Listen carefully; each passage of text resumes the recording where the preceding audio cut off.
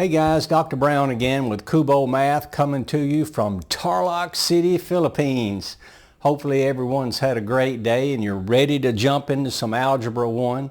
And I just know it, I can feel it. You've been studying your math and you're getting better. If not, I'm coming to your house, so let's stay on it. So tonight we're looking at the properties of real numbers. Now you'll recall real numbers are the numbers like whole numbers, integers, rational, irrational, all of those numbers that we really know about it and use every day, that they're on that number line.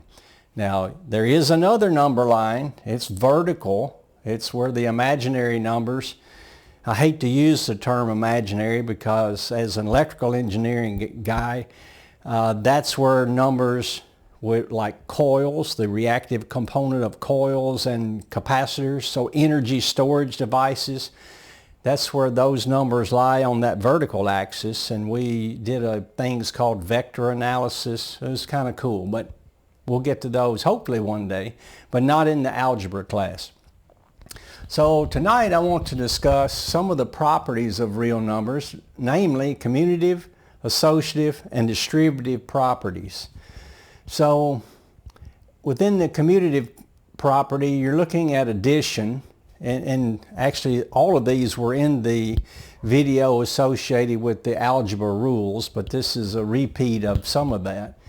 So the commutative property of addition says if I have two numbers, a plus b, I can add those in an opposite order. So if I have 3 plus 5 is 8, well, 5 plus 3 is also 8. So the order that I add those two numbers doesn't matter. Okay? The commutative property of multiplication says that I can change the order of multiplying two numbers, and that doesn't matter either as far as the outcome. 2 times 3 is 6, 3 times 2 is 6. So it's the same. And we knew that one. Now, as a child growing up, you learn your multiplication tables. So in those are numbers 0 through 10, and then 0 through 10 across the top. So naturally, 2 times 3 and 3 times 2, we learned that. Now, I didn't realize it had this name at that time, but so the order of multiplication of two numbers doesn't matter as far as the outcome is concerned. The associative property of addition, it says I can have the parentheses of a plus b plus c on the outside is the same as adding those three with the parentheses changed. Now 1 plus 2 plus 3, let's just say, let's write that down.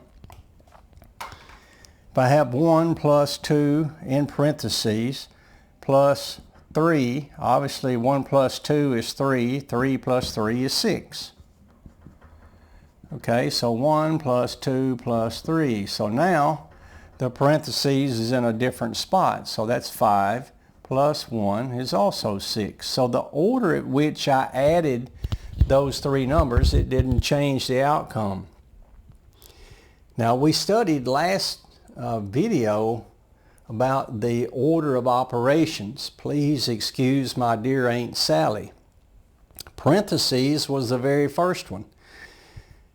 I would encourage you, even though this is true, when in doubt, I always said when in doubt factor, but if you'll always do the parentheses, you'll never get in trouble with trying to make this assumption that that rule is in place. Even though this is true, if you always solve for that parentheses, you'll never get in trouble if you do that first.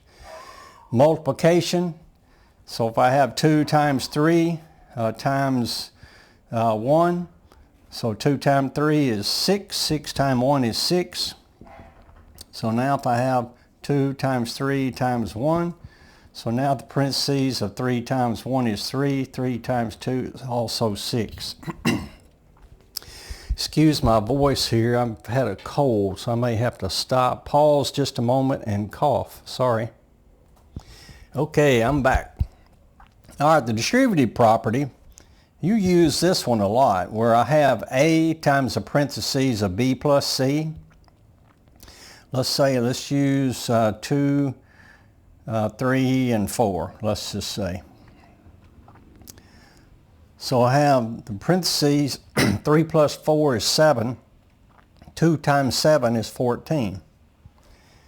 But I also could say I can distribute the 2 into that parentheses and say 2 times 3 plus 3 times 4. Okay, 2 times 3 is 6, 2 times 4 is 8, 8 plus 6, 14. Also, if I have, of course I'm showing here a times the parentheses of b plus c, and I distributed to a times b plus a times c, many times you may see it like this, the terms, and you say, oh, I need to factor the a out. Now you're going back the other direction. So that would equal, I'm going to factor out the a out of each of these, and that leaves me with b plus c.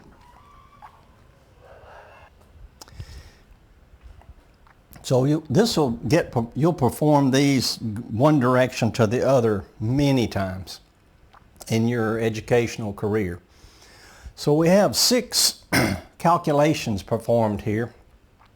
Let's try to map them. Let me clean this up. Let's map them with some of the rules here.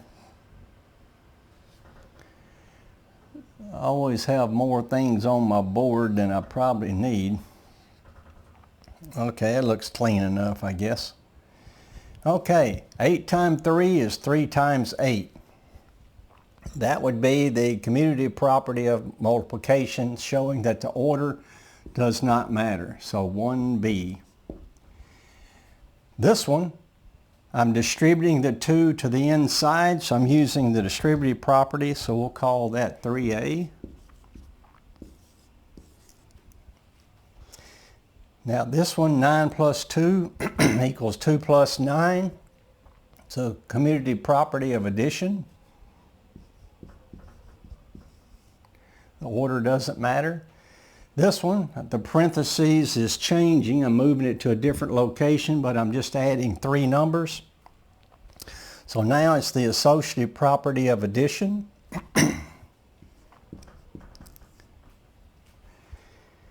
Okay, this one I'm distributing the 4 to the inside.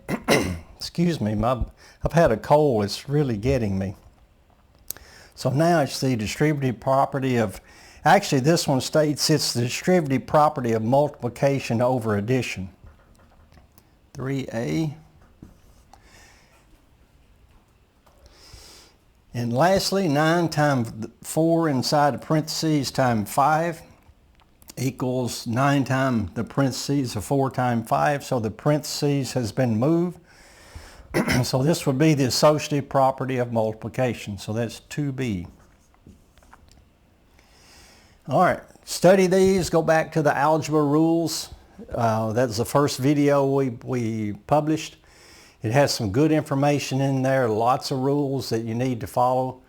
But in any time you're making a mathematical move, understand the rule that's allowing you to do that.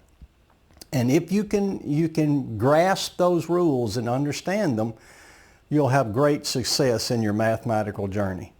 Hopefully this helps. It's always a pleasure to get some information to you. Comment, give us some feedback, and keep studying, studying, studying. I can't overemphasize that. And so that together we can make a better tomorrow. So it's all for now, and we'll talk to you next time. Thank you.